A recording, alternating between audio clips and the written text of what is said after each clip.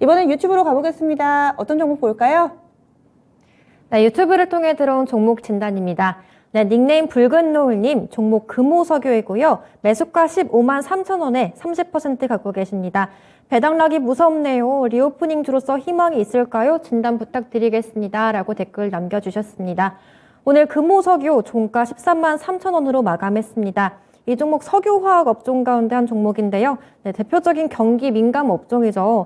네, 그동안 경기가 좋지 않았다 보니 올해 4분기 실적 반등이 어려울 거란 증권가 분석이 있었습니다. 그래도 중국 리오프닝 기대감 나오면서 석유화학 부문 수출도 반등세가 나오지 않을까 기대도 하면서 주가 반등세를 보이고 있었는데요. 네, 지금 차트상 봤을 때 아마 6월쯤에 매수하신 것 같습니다. 9월쯤에 주가 바닥 찍고 다시 반등하는 흐름 보이다가 오늘 좀 크게 밀렸는데요. 네, 비중도 30%라 좀 크십니다. 앞으로가 어떻게 될지 궁금하실 것 같은데요. 이 종목이 배당락에 일시적으로 밀린 걸지 걱정이 크실 것 같은데 이 종목 김민준 전문가님께 진단 맡겨보도록 하겠습니다. 전문가님, 이 종목 어떻게 보고 계신가요? 이걸 리오프닝주로 이제 해석하시는 분들이 있는 것 같습니다. 솔직히 좀 놀랐고요. 맞습니다. 맞고요. 그렇게 해석할 수 있겠죠. 아무래도 중국 내수 경기 활성화가 좀 된다면 이제 결국 위드 코로나라 가니까 어쩔 수 있겠습니까? 우리나라 증시를 일컬을 때 이제 신흥국 증시라고 일컬을 때 중국 상해 종합 지수는 뭐 신흥국 증시라고 말하지는 않습니다. 미국 기준입니다. 신흥국이라고 하면 우리나라를 이제 좀 일컫는데요. 한국을. 결국은 우리가 중국 시장의 성장률이라든지 내수 경기 활성화에 따라서 종목들이 움직일 수밖에 없습니다. 화학 스프레드가 굉장히 많이 벌어졌는데 대표적으로 금액을 속이는 엔비라텍스였죠. 코로나 국면에 엔비라텍스가 굉장히 히트를 쳤습니다.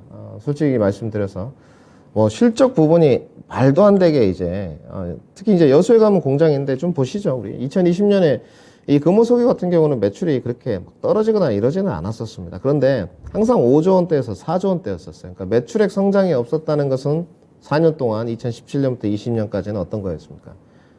외형 성장이 이루어지지 않았다는 부분이잖아요. 그런데 그 외형 성장이 이제 이루어진 부분이 2020년부터였습니다. 매출액도 늘어나면서 영업이익이 무려 이제 3배 가까이 되는 2조 4천억 원을 찍었거든요. 외형 성장이 한 단계 이루어지고 나서 외형 성장, 매출액은 줄지 않았지만 이제 영업이익이 감소하기 시작했어요. 올해는 반토막 났거든요. 아무래도 엔비라텍스의 수요 부분이 감소한 부분이 크겠죠. 금호석에 다른 화학 부분도 있겠지만 뭐 PE라든지 여러 가지가 있겠지만 엔비라텍스 매출 비중이 떨어진 게 가장 크다고 저는 보여져요. 그러다 보니까 영업실적이 올해 이제 반토막 나는데 내년에도 반등 기조가 좀 있을 거냐에 대해서 일단 나와 있는 가이던스를 보게 되면 1조 원이 채 되지 않습니다. 예전으로 좀 돌아가고 있어요. 매출액은 그대로 조금 유지되는 편인데 영업이익이 떨어졌다. 그럼 감가상각이 많이 됐다는 것이겠죠. 원재료 급상승일 수도 있고 여러 가지. 그 다음에 제품 수요가 공급량을 특히나 이제 수요가 따라가지 못한다는 것이겠죠. 이렇게 좀 풀이를 해야 될 것 같고요. 금호석유도 배당을 많이 줍니다. 오늘 배당락 조금 안 좋은 걸 보셨을 것 같아요. 저는 솔직히 이 부분 좀 불만인데 배당락이 있다고 주가가 이렇게 빠지면 솔직히 뭐 교과서에 기술적으로 배당락 있나는 무조건 주가가 빠져야 된다 이런 거 없거든요. 뭐 배당 준 만큼보다 더 빠지는 종목들도 있기 때문에 오늘 뭐 들어오면서 앵커님하고도 이야기를 했습니다만은 그럼 코스닥 종목들은 왜 빠지냐 이런 이야기도 나눴었는데 이제 결국은 내수 경기 활성화가 얼마만큼 중국 쪽에서 빠르게 진전이 되면서 석유화학 제품들의 수출 비중이 올라가느냐 이 부분인 것 같아요. 그러면 이렇게 좀 해석을 해야 되겠죠. 지금 중국 쪽은 특히나 홍콩 항생지수라든지 상해 종합지수라든지 우리나라보다 좀 낫습니다. 상황이. 그리고 중국 쪽에서 굉장히 적극적으로 위드 코로나 정책을 좀 펼치고 내년에 GDP 성장률이 지금 중국이 원래 3.7 뭐 이 정도였는데 조금 더 떨어졌었고요. 4분기 때. 내년의 전망치가 여러분들 4.9까지 나와 있습니다. 전 세계 1위예요. 미국보다도 높은 수준입니다. 가이던스긴 하지만 GDP 성장률이.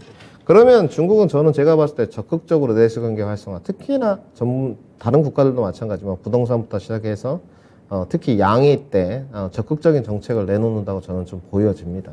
그러면 지금 이제 금호석유를 보유할 때는 거기까지는 보유를 하셔야 된다는 거예요. 3월에 중국 경기에 관해서 어떤 정책들이 좀 이슈화되고 우리 수출 비중이 좀 올라가느냐를 좀 봐야 될 것 같고요. 단가가 높은 단가는 아니신 것 같아요. 15만 3천 원에 잡으신 걸 보면 주가가 조금 돌파할 때 2차 상승 때 진입을 하신 게 아닌가 생각이 들고 잡으신 지도 얼마 안 됐습니다. 그런데 여기에 대해서 이제 제가 진심어리게 말씀을 좀 드린다면 11월 달에 잡으신 것 같은데 다 이렇습니다. 종목들이. 요즘은 뭐 지수 앞에 장사했다는 말도 무색할 정도고 우리나라 시장의 연동성 관계도 좀 파괴된 상태거든요. 굉장히. 그렇기 때문에 움직임 자체가 연말장 앞두고 좀 좋지가 않았습니다. 그래서 크게 생각하실 필요는 없고 단지 이제 종목의 선정 부분에 관해서 굳이 실적이 좀 감소하는 금호석유를 좀 빠르게 잡을 필요가 있었느냐에 대해서는 의구심이 좀 있는 것 같아요. 내년도 영업이익이 좀 떨어지는데 내년도에서 영업이익이 떨어져서 좀 저점을 완벽하게 찍는 것이 좀 확인되고 중국의 정책적 이슈들이 조금 나오고 정말로 석유화학 매출 비중들이 좀 올라가는 화학 스프레드를 확인하는 것까지 좀 잡았으면 어떻게 됐겠냐. 그러면 좀 결과가 더 좋지 않았을까 생각을 하겠습니다. 이 부분은 금호석유의 밸류나 이런 부분을 생각했을 때는 문제가 없습니다. 수급은 최근에 좀 떨어지고 있고요. 실적 부분은 좀 기댈 데가 없는 것 같습니다. 그래서 내년에 정책적 이슈에 따라서 좀 반등세를 노려봐야 될 것 같고 오늘은 배당락이니까 뭐 6%가 빠져서 대형주 치고는 많이 빠졌죠. 그냥 보유를 좀 하시고요. 지금 현재로서는 뭐 1월 달 들어서 종목이 한 단계 이제 이런 부분이 걱정되실 거예요. 하단 부분이 11만 원 부분이기 때문에 여기까지 좀 빠지면 더 어떠냐 이런 걱정거리가 있는데 지금 이제 이 부분을 잘 생각하셔야죠. 종목을 손절로 대응할까 아까도 전화 연결이 됐지만 보유해가지고 홀딩 전략으로 좀 버티는 쪽으로 경기 침체 국면을 넘어갈 것이냐. 저는 후자가 낫다고 저는 보는 쪽입니다. 왜냐하면 여기를 손절을 해서 마땅히 돌아갈 수 있는 섹터들이 테마단 섹터밖에 없어요. 그리고 주가들이 다 뻗은 상태거든요. 특히 중국 관련된 주들이 이미 다 카지노, 면세 어느 정도 상승분이 나왔기 때문에 거기로 돌아간다고 하는데 다시 거기가 조정이 나올 수 있습니다. 그래서 저는 보유 의견을 좀 드리고 주도 쪽에서 조금 공략을 안 하신 거는 아쉬움으로 남는 것 같습니다. 반등 여력을 좀 봤을 때 제가 봤을 때 15만 원 정도까지는 가능해 보입니다. 그래서 15만 원 정도에서 저는 종목 교체 한번 해보자 이렇게 정리해 드리겠습니다. 네, 붉은 노을님의 금호석유 봤습니다. 종목 선정이 약간 좀 아쉽다라는 전체적인 평가입니다. 그래도 손실은 좀 줄이고 나오실 수 있을 것 같아요. 반등의 목표치는 15만 원 선 정도로 예상이 됐으니까 매수가 근처까지 회복이 되면은 빨리 좀 종목 교체를 해보시는 게 어떨까 이렇게 의견 드립니다.